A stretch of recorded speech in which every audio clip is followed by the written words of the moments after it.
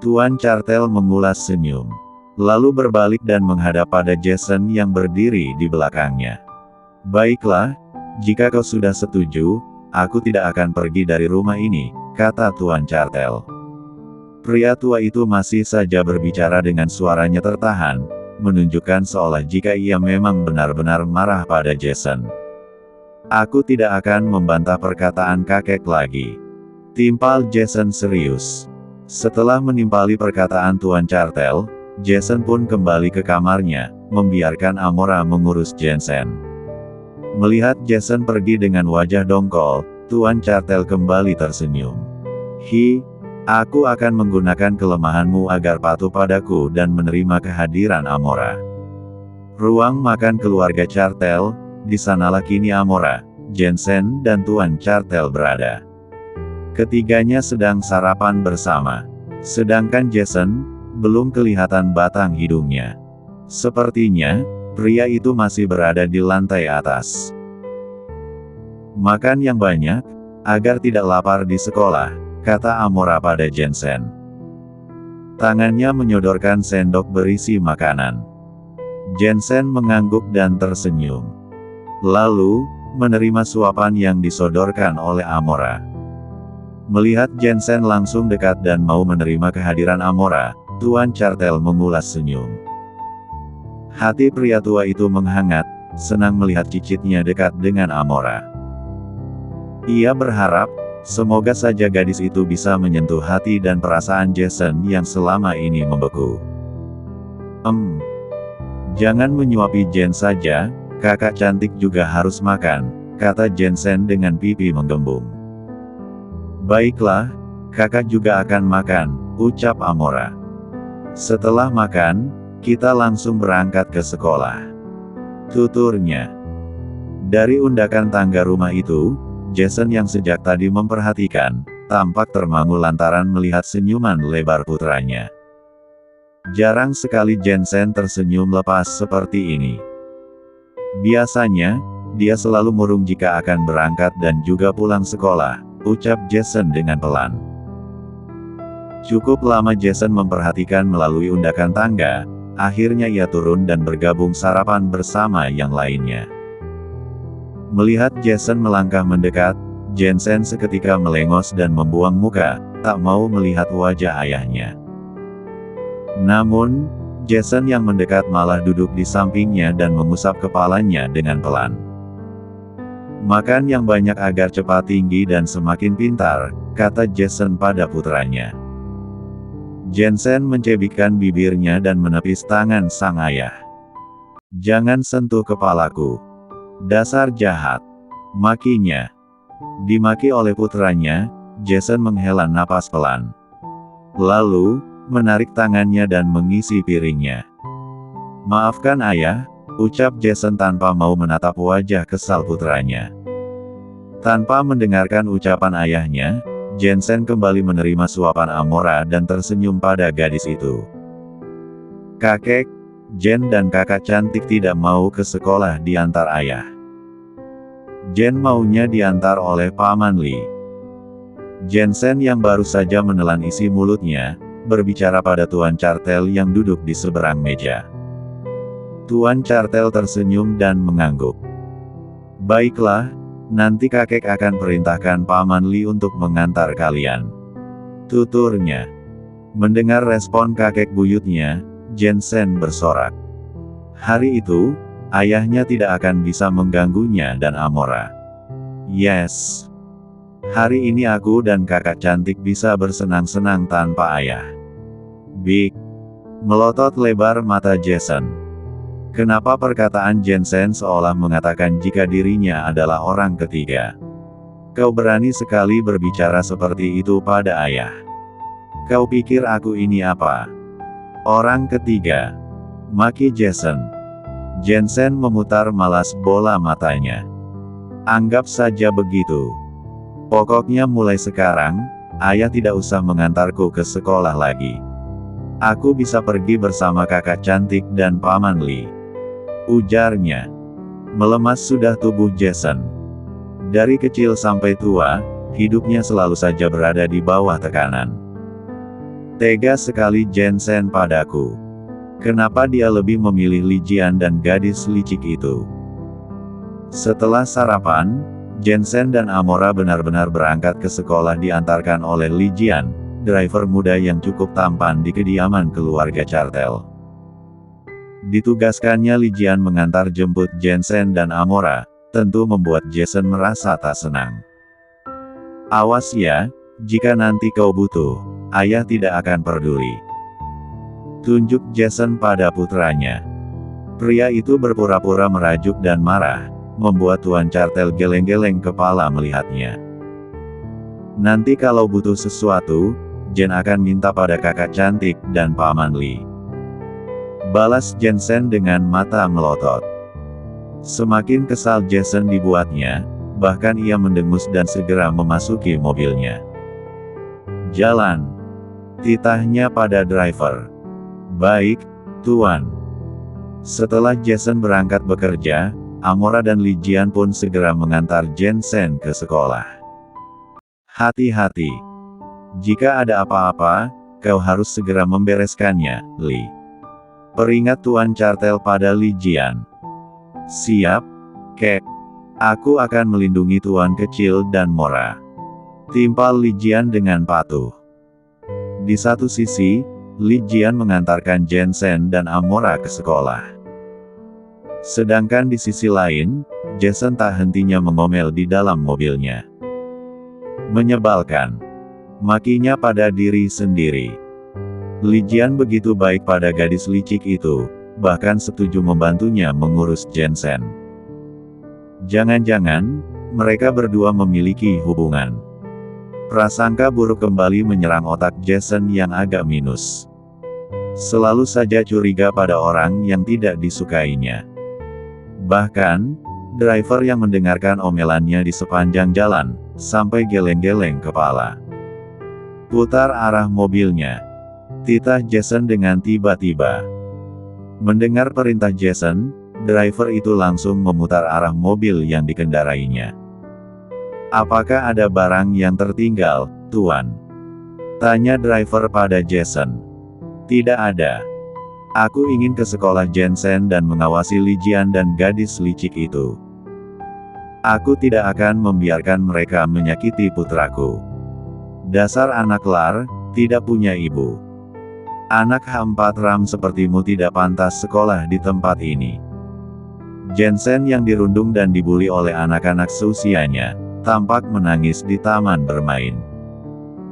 Bocah bertumbuh gembul itu menggeleng, tak terima dikatakan anak H4 Ram yang lar. Aku bukan anak H4 Ram, aku bukan anak lar. Jerit Jensen dengan suaranya yang melengking. Haha. Kata ibuku, kamu anak lar yang tidak punya ibu. Ejek salah satu temannya. Di taman bermain itu, Jensen semakin menangis. Bahkan, sampai sesegukan. Aku punya ibu, aku bukan anak lar. Jerit Jensen. Menyangkal hinaan teman-temannya yang selalu mengatakan jika dirinya tak memiliki ibu. Buk. Salah satu teman Jensen mendorong tubuhnya hingga terjatuh dan terhempas di atas rerumputan hijau. Pergi dari sini, kau tidak boleh berada di sekolah ini. Bocah itu semakin menangis. Ia memeluk kedua lututnya dan menyembunyikan wajahnya di sana. Aku bukan anak H4 Ram. Amora yang kembali dari toilet, segera berlari lantaran mendengar suara tangisan Jensen. Begitu tiba di taman bermain, mata Amora membeliak, terkejut melihat keadaan Jensen. Yang dikelilingi oleh anak-anak seusianya. Jensen. Panggil Amora dengan suaranya yang melengking. Mendengar suara Amora, para anak-anak itu sedikit melipir dari posisi mereka, memberikan jalan pada gadis itu agar melihat keadaan Jensen. Para anak-anak itu bersikap santai, seolah sudah biasa mengganggu dan menyakiti Jensen dengan kata-kata mereka yang menyakitkan. Bahkan, beberapa di antara mereka tampak tersenyum remeh dan mengejek pada Amora yang datang. Lihatlah. Siapa yang datang? tunjuk salah satu bocah pada Amora. Tanpa mempedulikan perkataan anak-anak itu, Amora yang mendekati Jensen, merengkuh dan memeluk erat tubuhnya. "Jensen, jangan menangis," ucap Amora. Tangannya bergerak, mengusap punggung Jensen dengan lembut. "Kakak cantik, Jen bukan anak H4 Ram, Jen bukan anak Lar," ucap Jensen. Mengadu pada Amora yang memeluknya. Mendengar aduan Jensen, hati Amora seketika terasa sakit. Sedih melihat tangisan bocah gembul itu. "Kakak cantik tahu," ucap Amora. "Jen adalah anak baik, pintar dan juga hebat," pujinya seraya tersenyum kecil. Gadis itu melerai pelukannya, lalu mengusap lembut pipi Jensen yang dibasahi oleh air mata. "Katakan pada kakak, siapa yang sudah menghinamu?" tanya Amora. Ditanya, Jensen bukannya menjawab tetapi malah menggelengkan kepalanya dan menunduk takut. Melihat Jensen ketakutan, para anak-anak yang memiliki jiwa-jiwa buli dan kriminal itu pun tampak tersenyum puas. Mereka senang, seolah mendapatkan kepuasan karena telah berhasil membuat Jensen ketakutan dan menangis. "Jensen, jangan takut. Kakak akan membelamu dan membantumu membalas mereka," kata Amora pada Jensen. Tangan gadis itu bergerak, menyentuh dan menggenggam jemari kecil Jensen. Ia berusaha meyakinkan bocah itu agar percaya padanya. "Semuanya akan baik-baik saja setelah ini," ucap Amora seraya menatap wajah cubi Jensen yang merah seperti buah tomat. Diyakinkan oleh Amora, Jensen mendongak, menatap pada wajah para anak-anak yang sudah membulinya. Ditatap Jensen, para anak-anak itu mendelik, berusaha menekan Jensen agar tidak mengadu. "Sayang, jangan takut," ucap Amora. Jensen memajukan bibirnya. "Apakah kakak cantik nanti akan mengadu pada ayah dan kakek?" tanyanya dengan lirih. Mendengar pertanyaan penuh kekhawatiran Jensen, Amora terdiam. Rupanya sumber ketakutan bocah itu bukan pada orang-orang yang sudah membuli dan menyakitinya, tetapi pada Jason dan Tuan Cartel. Kasihan Jensen. Dia mengalah pada anak-anak bermulut busuk ini bukan karena takut, tapi karena tidak ingin menimbulkan masalah untuk kakek buyut dan ayahnya, ucap Amora dalam hati. "Kakak tidak akan memberitahu ayah dan kakek, janji," ujarnya pada Jensen. Jensen menatap dengan tatapan dalam pada Amora yang tersenyum padanya. "Selanjutnya, kakak tidak bohong?" tanyanya. Amora mengangguk pasti, meyakinkan Jensen jika ia tidak akan berdusta. "Tidak akan. Kakak janji semua ini akan menjadi rahasia kita," timpal Amora sambil mengangkat jari kelingkingnya pada Jensen. Jensen yang menangis, seketika tersenyum kecil dan menautkan kelingkingnya pada kelingking Amora. "Baiklah, Jen akan memberitahu kakak siapa yang sudah menghina dan memukulku," kata Jensen seraya beranjak dari posisinya. "Itu, kakak. Dia, dan dia. Sisanya hanya mengejek tanpa memukul." Tunjuknya pada keempat bocah yang kerap memukulnya selama ini. Amora melihat bocah itu satu persatu, mengobati arah tunjuk Jensen. "Masih ada lagi?" tanya Amora. Kepala Jensen menggeleng. "Tidak ada, Kak. Tapi biasanya, mereka akan mengadu pada ibu mereka dan juga guru," paparnya. Mendengar penjelasan Jensen, Amora mengerutkan keningnya dan menautkan kedua alisnya. Pantas saja anak-anak ini berani sekali, ternyata tidak diajari sopan santun oleh orang tua mereka. "Guru di sekolah ini juga sangat buruk," gumam Amora dengan jengkel. "Lihat saja, aku akan membuat mereka jera." Selanjutnya, Amora mendekati para bocah yang sudah membuli Jensen. Tangan gadis itu bergerak pada telinga para bocah dan menjewernya satu persatu. Tak hanya itu, Ia juga menepuk bibirnya yang kerap berbicara kotor. Plak, plak, plak. Plak, plak, plak. Hua. Dijewer dan dipukul oleh Amora, para bocah itu pun seketika menangis dengan keras. Suara tangisan terdengar hingga ke ujung gedung sekolah. Tentunya, membuat dua orang guru dan juga para orang tua murid yang sedang bersantai terkejut. Mereka semua berlarian mendekat dan melihat anak mereka masing-masing. Ada apa ini, sayang? Kenapa menangis? Siapa yang menyakiti putra kesayanganku? Mana yang sakit, sayang? Para orang tua murid itu bertanya. Jelas, jika mereka cemas pada keadaan putra mereka yang nakal. Melihat para bocah yang sudah merundungnya dibalas oleh Amora dan menangis, Jensen terlihat begitu puas dan senang. Hi, rasakan. Kakak cantikku memang sangat hebat. Puji Jensen pada Amora. Sekalian, kita urus juga orang tuanya yang tidak punya otak, kata Amora seraya tersenyum manis. Kepala Jensen mengangguk. Mendukung Amora yang ingin memberikan pelajaran pada para wanita sosialita itu. Hua. Ibu, anak H4 Ram itu memerintahkan orang untuk memukulku, adu salah satu bocah. Bibirku sakit, Bu. Dia menjewer telingaku. Mendengar aduan para bocah, tentunya ibu mereka langsung marah-marah dan memaki Amora. Kau, berani-beraninya menjewer dan memukul putraku. Gadis lar dari mana ini? Kenapa bisa masuk ke sini? Beraninya kau memukul putraku. Apakah kau tidak tahu siapa suamiku? Amora yang berdiri di samping Jensen, bersedekap tangan di dada, lalu mencebikkan bibirnya. Ku beritahu kau. Suamiku adalah manajer di perusahaan C Group. Aku tidak bertanya dan tidak ingin tahu, balas Amora dengan malas. Balasan yang diberikan Amora, membuat Jensen menutup mulutnya dan terkikik kecil. Hihi. Kakak cantik memang hebat. Puji Jensen. Mendengar perkataan Amora dan Jensen, para ibu-ibu itu semakin marah. Bahkan, mereka tak segan-segan menghina Jensen yang memang tidak memiliki ibu.